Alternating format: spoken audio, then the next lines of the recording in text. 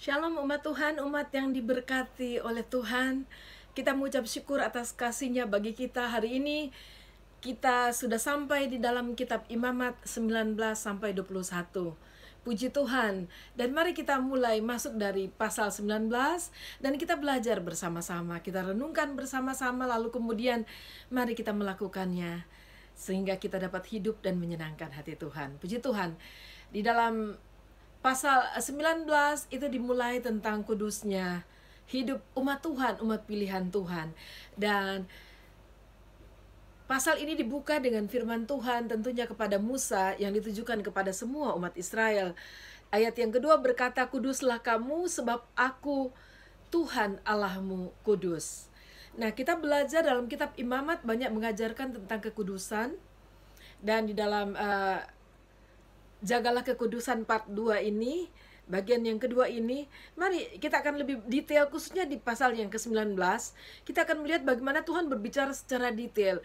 Bagaimana Tuhan juga orangnya, kita punya Tuhan, Allah kita itu sangat detail.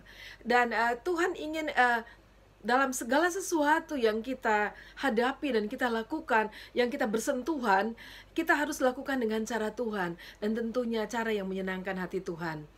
Dan mari kita melihat, itu ada banyak saudara listnya dan saya coba listkan dan kita akan lihat bersama-sama. Dimulai dengan kita semua, siapapun kita, tentunya kita semua punya orang tua. Dan di situ secara umum dikatakan sikap kita terhadap orang tua, kita harus menyegani orang tua kita. Ini di sini berbicara orang tua yang melahirkan kita, ibu bapak kita. Dan firman Tuhan selalu menekankan hal ini bahwa anak-anak harus menyegani orang tua dan kita harus memperlakukan orang tua kita dengan cara yang baik, lebih baik mungkin daripada kita mau pikirkan untuk kita harus pikirkan orang tua kita, apalagi mereka yang sudah tua, yang sudah umur, yang sudah tidak bisa melakukan apa-apa dengan diri mereka sendiri. Lalu kemudian mari kita masuk satu persatu. List selanjutnya adalah hari Sabat. Tuhan sudah menekankan hari Sabat dan berulang-ulang dikatakan demikian. Yang berikutnya adalah penyembahan berhala dalam bentuk apa saja Tuhan tidak suka dan sangat murka, dan Tuhan katakan Tuhan cemburuan adanya. Dan penyembahan berhala di sini dikatakan tentang mempersembahkan korban, apalagi ini sudah sampai yang korban yang paling yaitu anaknya kepada berhala, kepada iblis dan sebagainya. Banyak orang yang bikin tumbal, bahkan anak sendiri yang direlakan untuk jadi tumbal. Nah, kita harus berhati-hati dengan ini dan Tuhan tidak suka. Lalu kemudian jangan mempersembahkan korban kepada berhala. Lalu kemudian Tuhan langsung berbicara dengan bagaimana kita harus mempersembahkan korban kepada Tuhan. Korban kepada Tuhan juga harus dipersembahkan dengan cara yang benar. Kan hanya dengan cara yang benar itu yang menyenangkan hati Tuhan. Jadi tidak sembarang korban untuk Tuhan, tetapi korban yang menyenangkan hati Tuhan yaitu dengan cara Tuhan. Lalu berikutnya adalah mengajarkan bangsa Israel saat menuai, kapanpun mereka panen, mereka harus menyisihkan bagian yang tidak mereka tuai atau yang berjatuhan di ladang mereka untuk orang-orang yang miskin. Tuhan sudah mengajar bangsa Israel bahwa umat Tuhan adalah bangsa yang memberi, yang murah hati. Dan puji Tuhan, kita tahu juga bersama-sama bahwa anak Tuhan adalah orang yang murah hati, orang yang suka memberi dan suka menolong. Lalu kemudian yang berikutnya adalah seperti juga pengulangan beberapa hal dari 10 perintah Allah. Dan kita melihat, dan ada juga yang lain adalah peraturan-peraturan atau aturan-aturan yang berkaitan dengan lokasi atau budaya pada masanya.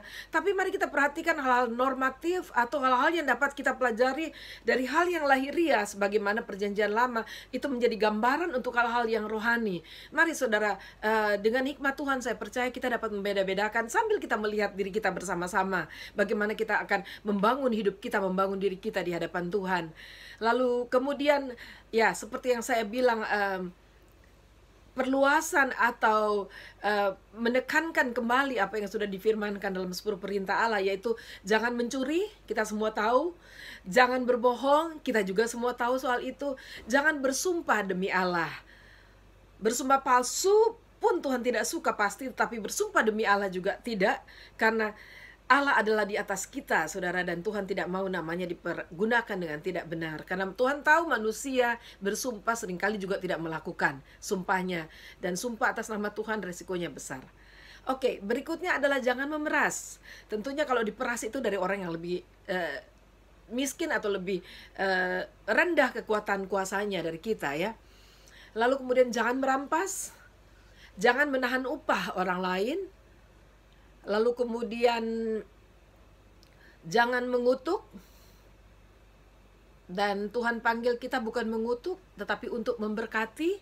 Jangan mencelakakan, di situ ada dikatakan jangan mencelakakan orang buta. Dan jangan mengkutuk juga, di situ seperti jangan bully. Jadi orang tuli yang tidak bisa melihat, mungkin kita tidak tahu dan kita sudah ngomong dan dia tidak peduli dan tidak mereply kita. Tuhan bilang jangan mengutuk, sebab itu hati-hati dengan mulut ini. Lalu jangan mencelakakan, secara khusus di situ dengan orang buta, tetapi juga bukan cuma orang buta, mencelakakan orang yang dapat kita mungkin ya celakakan. Kita harus berhati-hati dan kita juga harus bersikap adil dan benar dalam pengadilan. Lalu ada di situ jangan menebarkan fitnah. Fitnah itu adalah sesuatu yang tidak benar ya. Jangan menebarkan fitnah.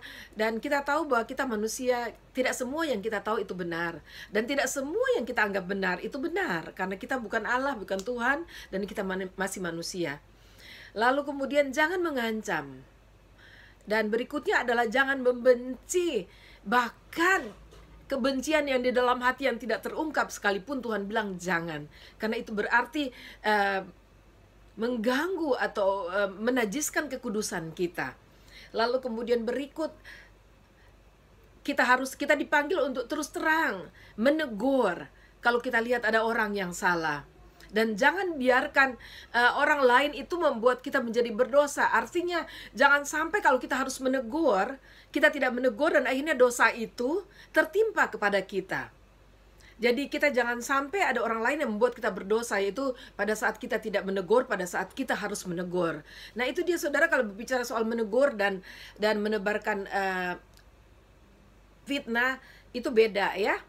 Kalau mungkin kita sudah tahu atau bergosip pria ya, kalau bergosip kita ceritakan kepada orang yang bukan persoalannya, tetapi kalau menegur itu langsung ke orang yang bersangkutan. Nah itu bedanya.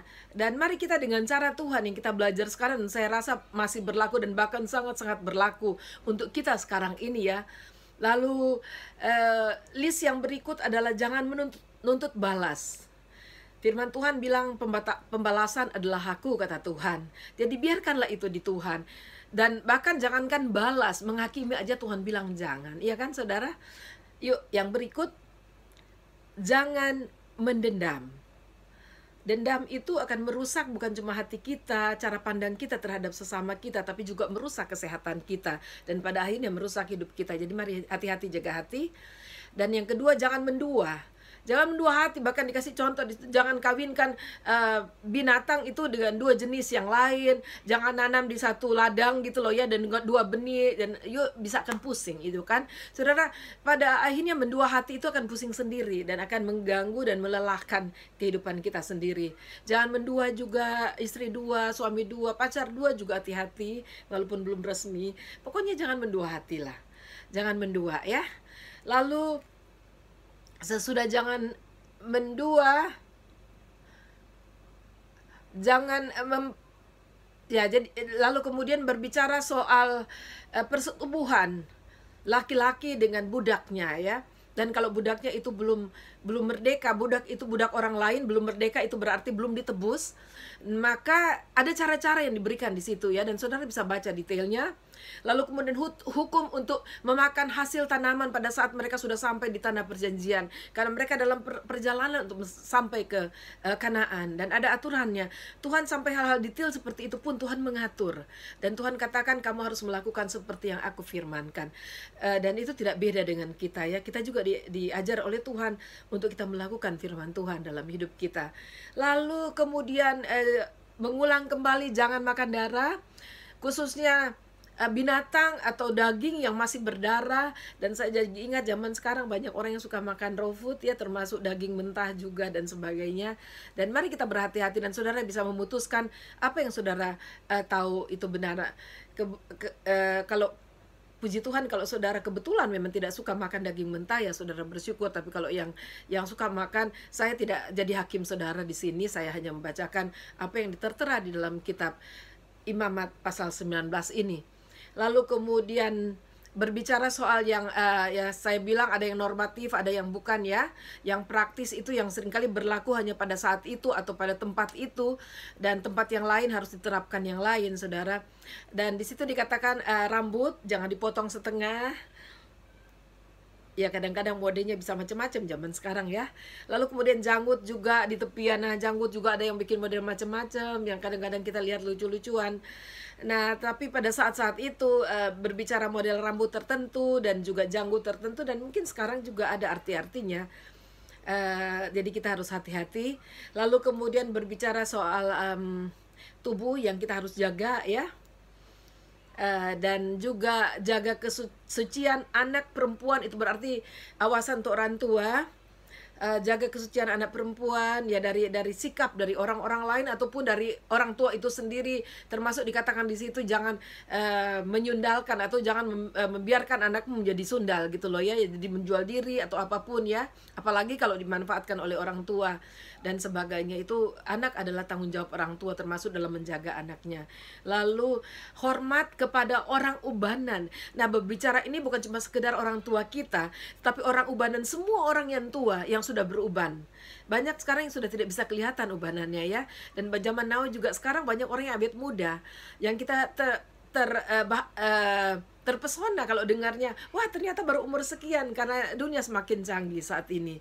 Tapi yang paling penting adalah kita menghormati orang yang tua, orang yang ubanan. Kita bisa lihatlah ya, kakek-kakek, nenek-nenek sekarang memang tingkat kesopanan dan hormat kepada orang tua agak merendah. Kita melihat juga kadang-kadang di transportasi umum ada banyak anak yang masih lebih muda, yang tidak mau melepaskan tempat duduknya atau membiarkan orang tua itu duduk di tempat duduknya. Dan berikutnya adalah jangan menindas orang asing. Dan Tuhan katakan di Israel itu diterima, apakah itu orang Israel dari keturunan ataupun orang yang mau bergabung dan orang yang mau datang ke tempat mereka. Sepanjang mereka melakukan sesuai dengan perintah Tuhan atau aturan Tuhan, mereka harus disambut seperti keluarga. Lalu jangan memakai timbangan yang tidak benar. Jadi harus memakai timbangan yang benar. Di situ tidak dibilang untuk jualan atau untuk di rumah atau untuk apa, tapi jangan memakai timbangan yang benar. Dan itulah yang dikatakan di dalam pasal yang ke-19. Lalu kemudian kita sampai kepada pasal yang ke-20. Pasal yang ke-20 itu berbicara tentang kekudusan umat Tuhan, yang lebih kurang sama dengan pasal 18 yang kemarin kita sudah bahas, yaitu tentang kekudusan dalam ya tindakan seksual ya, dalam perkawinan tindakan seksual. Dan di sini lebih mengarah kepada tindakan seksual yang menyimpang. Kita harus berhati-hati dan jangan ikut-ikut tren-trenan yang merasa karena banyak orang, bahkan ada gereja-gereja tertentu yang melakukan pemberkatan laki-laki dengan laki-laki, kita melihat perempuan dengan perempuan. Ya sepanjang kita pegang Alkitab, lakukanlah dengan benar. Jangan terganggu siapapun dan bagaimanapun orang itu. Sepanjang firman Tuhan berkata lakukanlah itu. Amin saudara. Haleluya. Lalu kita akan masuk ke pasal yang ke-21, pasal terakhir dari pembahasan kita pada hari ini. Di situ berkata tentang kekudusan para imam. Dan para imam ada beberapa hal yang saya catat di situ, yaitu jangan menajiskan diri dengan orang mati, karena imam itu dikhususkan oleh Tuhan, jadi dia tidak bisa bersentuhan, kecuali ada beberapa ya, seperti orang tuanya sendiri dan keluarga dekatnya, tetapi yang lain-lain tidak. Karena kalau dia sudah menjadi najis, dia harus melewati upacara untuk pentahiran.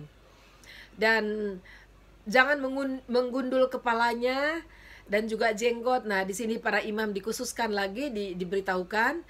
Lalu kemudian jangan melanggar kekudusan nama Allah, harus menghormati nama Allah. Lalu berikutnya, yang terakhir yang saya catat di sini, jangan mengambil perempuan sundal, atau jangan merusak kesucian perempuan lain. Lalu kemudian jangan mengambil orang yang diceraikan oleh suaminya, dan mereka harus jaga diri mereka kudus di hadapan Tuhan. Dan ada ritual-ritual khusus atau ada upacara-upacara khusus untuk pentahiran, tetapi Tuhan tidak suka manusia melanggar. Itu Tuhan itu maha baik, saudara. Tapi mari kita hormati kebaikan dan kasih Tuhan di dalam kehidupan kita, bahwa kita harus menjaga apapun yang Tuhan firmankan. Mari belajar, walaupun susah, nggak gampang kadang-kadang, saudara, kalau kita berhadapan dengan masalah seperti yang kita baca tadi. Tetapi mari berusaha untuk lebih berpihak kepada Tuhan dan firman-Nya daripada kepada diri kita sendiri, emosi kita, dan juga nafsu kita. Haleluya, Tuhan tolong kita. Saya akan bacakan satu ayat terakhir ya, yang saya ambil dari pasal 20 ayat 26. Di situ kata Tuhan kepada umat Israel lewat Musa, kuduslah kamu bagiku, sebab aku ini Tuhan, kudus, dan aku telah memisahkan kamu dari bangsa-bangsa lain, supaya kamu menjadi milikku. Sekali lagi saya baca, kuduslah kamu bagiku, sebab aku ini Tuhan, kudus, dan aku telah memisahkan kamu dari bangsa-bangsa lain, supaya kamu menjadi milikku. Tuhan ingin kita menjadi milik kita, dan kelihatan hidup kita memang harus terpisah, beda dari kawanan yang tidak di dalam Tuhan. Tapi itu Tuhan mau bagi kita, agar kita sungguh-sungguh menjadi milik Tuhan, dan pada akhirnya kita dapat hidup bersama-sama dengan Tuhan. Tuhan kita, milik kita juga, dan Tuhan memiliki kehidupan kita.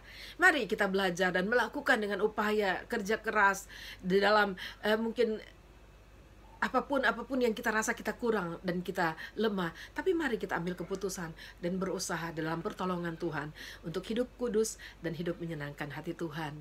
Semangat saudara, Tuhan Yesus memberkati.